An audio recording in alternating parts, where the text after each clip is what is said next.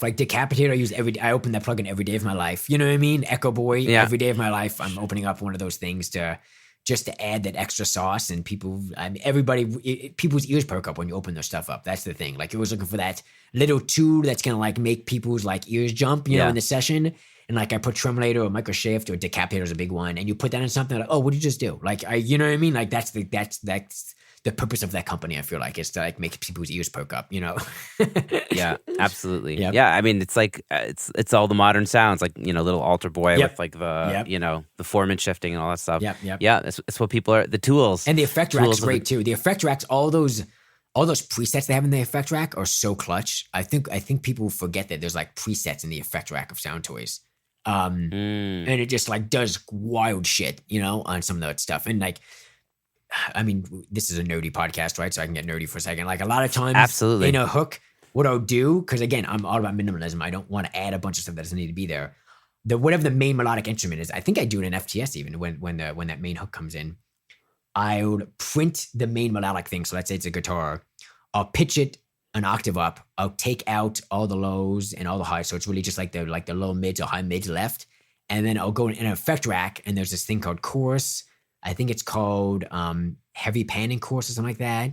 And it basically just like it's like a crystallizer, and like a pan man. And it just makes that main melodic instrument dance between the speakers. So it just has that one thing to lift that next section up. You know what I mean? Like it's just like this. Cool. And it's the same thing. It's like I'm not adding another instrument. It's the same exact melodic content, only up an octave and like filtered out, and now it's panning. So it feels like, oh, whoa, like there's a lift there. There's movement. There's a lift there without adding anything new. You know what I mean? It's just the same thing, Yeah, be creative with like your effects and just do things. Yeah, dude. I mean, honestly, for me, it's all about like automation and like using what I already have there to my advantage, and not like I said before, I don't want to add 10 keyboards. Like if I have the right things, I can make them work. Like I said, pitching that out down, pitching that up, putting different effects on that thing for a different section. You know what I mean? Like all those things can be used in so many different ways. I don't have to keep adding things, Yeah, totally. Yeah, dude. Well, I'm loving your productions, and they're sounding super, super awesome. And like, I love just like the combining of your different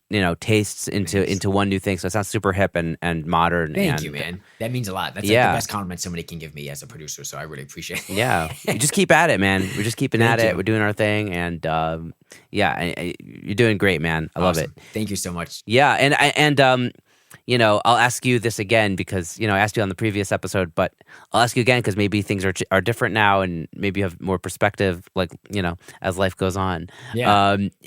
Looking back on your journey, was there something that you maybe did or didn't do that you'd want to go back to your previous self and say, hey, maybe do that, maybe keep at that, or maybe don't do that. Yeah.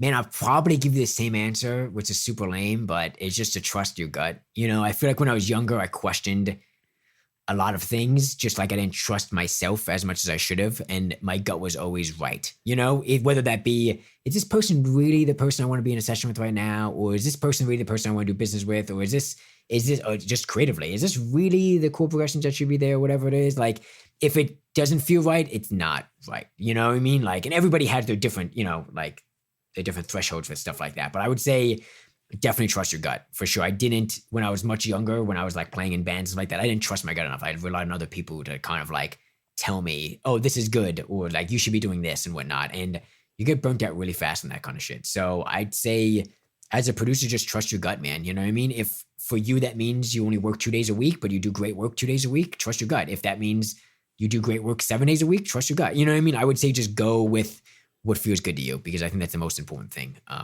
Because that's something I struggled with when I was younger, and didn't come out to bite me in the ass. It made me learn some hard lessons in the music industry that, it can be a tough business if you don't know exactly what you're gunning for, sometimes. So yeah. Yeah, totally. One of my main takeaways from doing this podcast, and what all people have told me, is just you got to do you. You got to double down on what you do, who you are. Also for artists, it's like such good advice. You gotta go with. There's so many people who do what we do, and the only thing that's going to differentiate us is doing us. Doing what we know how to do. So true. I mean, I'm.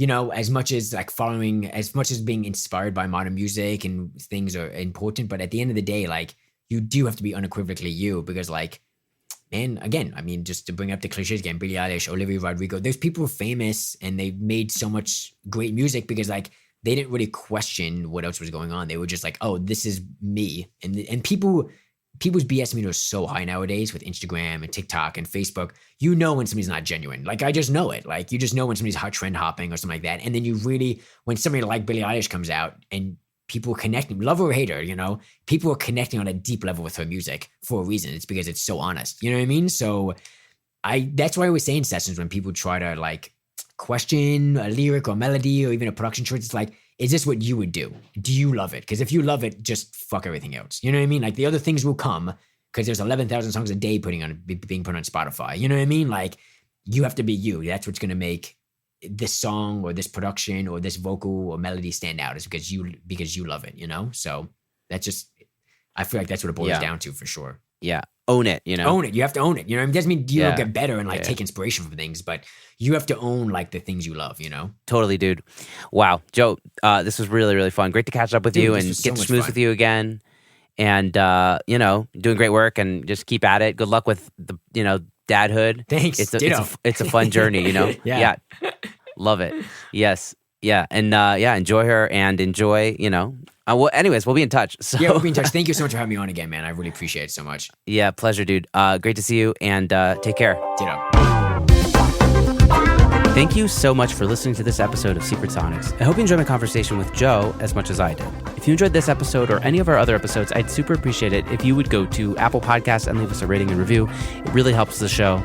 And if you could share this episode or your favorite episode with a friend or two, that would also really help the show move forward. In addition to that, you can find us on social media. Just search for Secret Sonics. We're on Facebook. We're on Instagram. And you can email me at secretsonics@gmail.com if you have any comments, feedback, guests you might want to recommend, anything like that. So that's about it for now. Until next time, I hope you guys have a great week. Stay safe out there and dig in. Bye-bye.